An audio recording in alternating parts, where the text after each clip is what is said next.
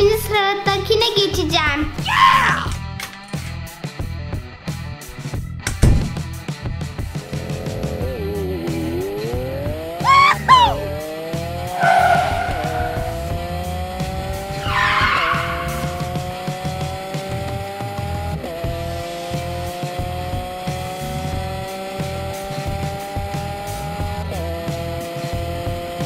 İkisini de fark ettim. Bu park yeri pek güzel olmadı. Akülü arabalarıma bir garaj mı yapsam?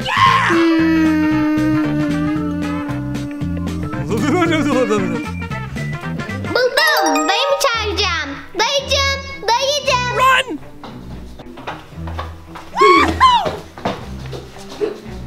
Dayıcım, akülü arabalara bir garaj yapmak istiyorum. Yapalım. Buldum.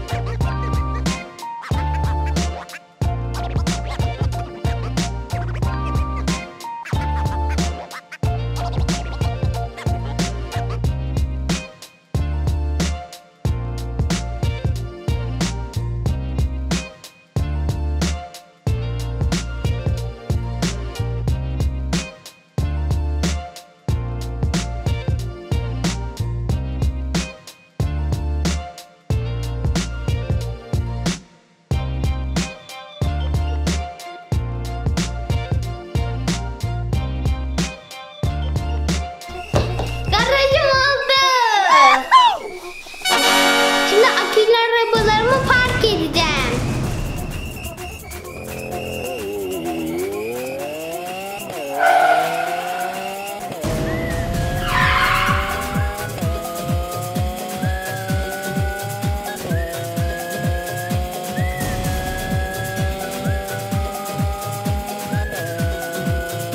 Tamamdır.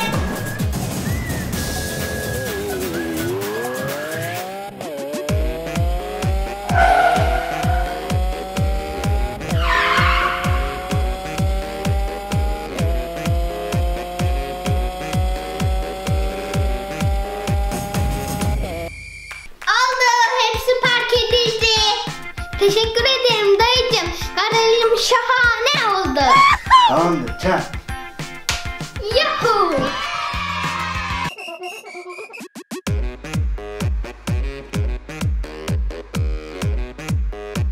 Hey!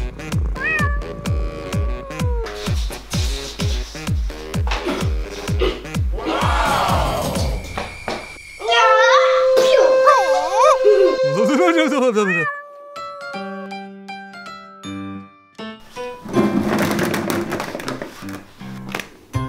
What?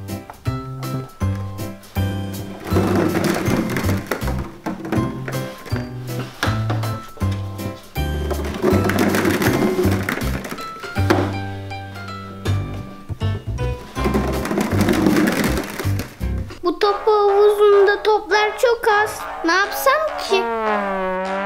What? Buldum. Wow.